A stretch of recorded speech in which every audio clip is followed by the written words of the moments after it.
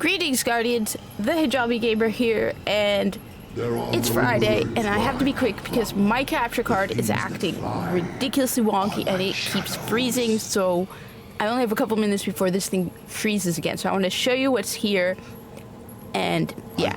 So, as you can see, we are actually in the Reef. Normally, I like to start at the spawn point and walk over to show you the location. However, as I said, my capture card is acting way off, and this is like my second or third attempt to make this video because my capture card kept freezing.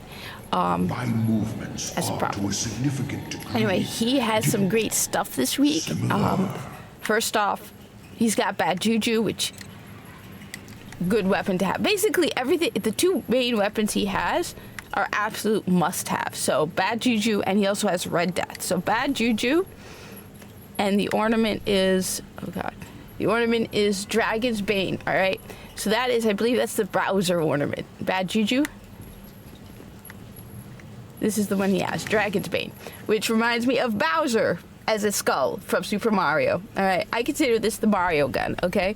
So what makes Bad Juju so great? After each kill, this weapon will reload instantly, so that's awesome, no reloading. Increase your damage for a short time, and kills will help you charge your super. Basically, Bad Juju is the weapon you carry if you want to increase the speed of your super charging up. I remember everyone talking about Bad Juju when it came out, and the big thing for it was it charges your super. Now, how well, they don't go into detail in the description, but I just remember, yeah, it's a must-have, definitely, 100%. Okay? The second one is Red Death and Steel Witch. Red Death is another weapon that I always carry with me at all times. So this is the ornament you're getting. This is a weapon that's just a must-have. If you don't have Red Death, go for Red Death, alright? Red Death has a perk called Red Death. Each kill heals you and speeds up reloads. So it just, every time you kill something, it heals you. And I personally don't think the Destiny 2 version is as good. It probably is identical, but I'm 100% biased, and I like the Destiny 1 version, but let me know in the comments if I'm correct or not. Because I don't know, I feel like this one is stronger than the Destiny 2 one, but I haven't used Red Death in Destiny 2 in a very long time. So I don't remember. I just feel like this one is more powerful.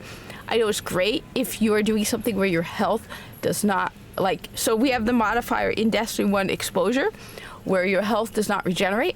This is a great solution to that, so your health will regenerate. Also, if something is difficult, if you're having a difficulty with it, this heals you as fast as you can kill enemies. So great to have. It's a pulse rifle. And then there's a moment at Crota's end where your health does not regenerate. So this is just a great all-around, I always carry it with me, one of my favorites in the game. So Bad Juju and Red Death are two phenomenal weapons for this game you absolutely need to get. Then we have Truth, which I personally have always felt like its tracking capability was exaggerated, but that could just be me, and it could be just rounds fired from this weapon seek their targets aggressively. That's the only thing that Truth has. It's got targeting, which to me, I mean, it's supposed to be super enhanced targeting, but I've always felt underwhelmed by the majority of exotic heavy weapons, because I feel like there are a lot of legendary weapons that are heavy that are so much better than the exotics, like I keep showing off. My beautiful, beautiful, beautiful, beautiful Hunger of Crota, which has tracking and cluster bombs.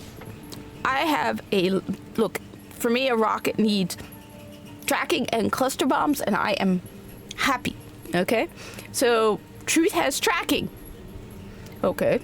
Aggressive tracking. Okay. You could say that. But Hunger of Crota has tracking and cluster bombs, so more things go boom. And it's legendary, which means I can just equip another exotic instead of it. So I feel like most of the exotics in the heavy category really aren't that exotic. Maybe Sleeper Simulant. Comment down below. Am I being unfair to heavy exotics? Because I just feel like there's so many really powerful legendary ones that you really don't need to go full on exotic, okay? Then we have the usual Legacy Engram. Seems to be working for the moment. Good job.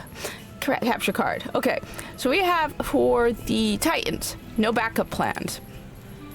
No backup plan. Shotgun kills trigger force barrier, and force barrier's duration is increased. Sounds very cool. Titans. I like it. I definitely like that. Absolutely 100% I do like that. So, force barrier and force barrier duration. Nice. Okay. Now, I'm not 100% sure. I'm guessing force barrier is like a shield in front of you. But Titans, comment down below. It's been a while since I played a Titan. Alright? So comment down below. For the hunters, we have Knucklehead Radar. Okay. Knucklehead Radar has one real use. Crucible. Okay? Radar remains visible while aiming primary weapons. Alright? I used to think this thing was completely and totally useless until somebody told me Crucible. Okay? That is the only time that Knucklehead Radar really is of any use. There's even a modifier that takes away your radar, and yeah. If you have to have a negative modifier, removing your radar is the best way. Because the majority of the time when you're doing PvE, you're fine without radar. Like, sometimes it helps a little. It might give you a slight edge, but you're not, like, cursing the lack of radar.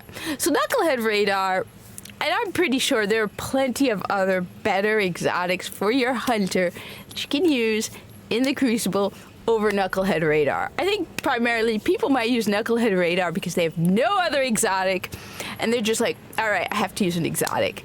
And so it's like, oh my god, I got my first exotic armor piece, Knucklehead Radar, and I'm going to use it because, yeah, it's really underwhelming. Comment down below. I mean, I'm a hunter here, so if I'm being unfair to this, let me know. But I feel like Knucklehead Radar is like down in the dumps, okay? I mean, don't get me wrong.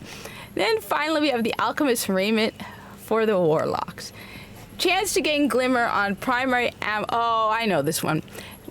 I didn't think there's anything possible to get something worse than Knucklehead Radar.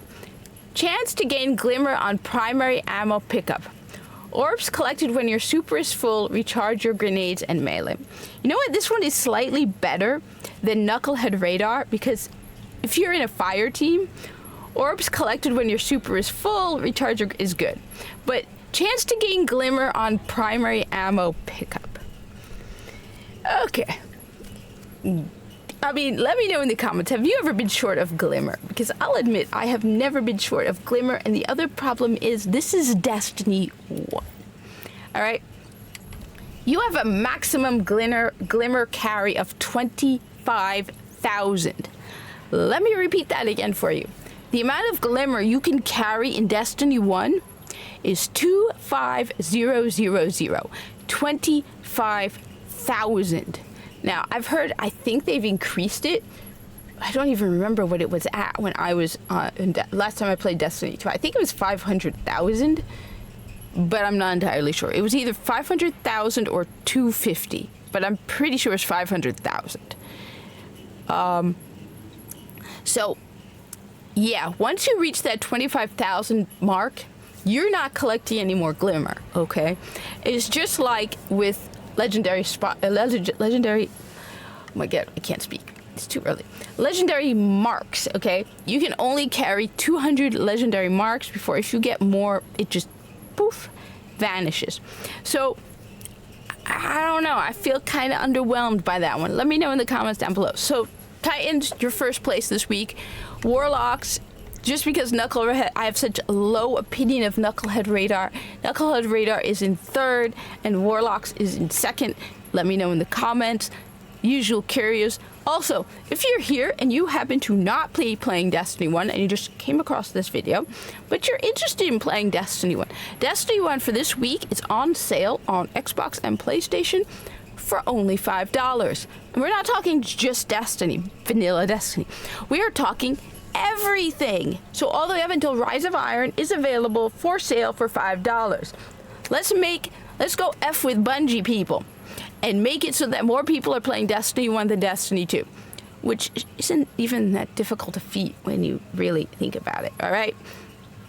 $5, okay? I mean, we have the disadvantage of no Steam numbers, but come on, can you just imagine the looks on their faces when they go into the office and one of them goes, "This can't be right."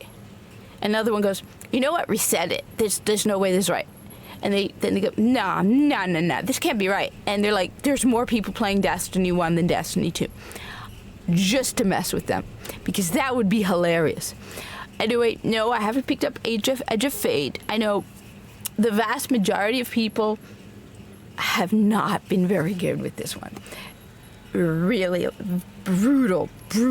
Even I saw one guy who was positive about it, and I'm like, dude, you really sound over the top positive. Like, there are some positives to it. I've heard the campaign. The story is okay. The gameplay is horrible, but the story is okay. And this guy was way positive. And I'm like, okay, let me see the comments. I think there might have been one or two comments agreeing with him, but even the people who are agreeing with him were just being massacred, where they're like, I'm really enjoying the content. And someone responds with, what content? I don't see the content. The majority of the comments were, I'm not buying this. I'm absolutely not buying this. I'm out. This is it. I was blown away. I have never seen a Destiny 2 expansion get this much, just the lack of interest and in this expansion has just, I didn't even think that was possible. Normally, when I'm critical, like, I'm in the minority, I'm being critical. But this one just, I mean, the story does look a little interesting, even if it does feel a lot like Warframe 1999. But there is a train involved. Trains are cool. But I hear about the grind and the fact that you're going to have to keep repeating this over and over. And the fact that there's so many great video games like Wu-Tang, Fallen Feathers, so many games I haven't played yet. And I'm like, do I really need this? Do I really need this on top of everything else? Anyway, still not 100% out, but I haven't picked it up and I haven't logged into Destiny 2, even though it is updated on my PlayStation now. So I have it updated on my PlayStation 5. We'll see. Anyway, like I said, pick up Destiny 1. It's only $5. That's a great deal. Thank you for watching. Like, comment, subscribe, and I hope to see you in the tower.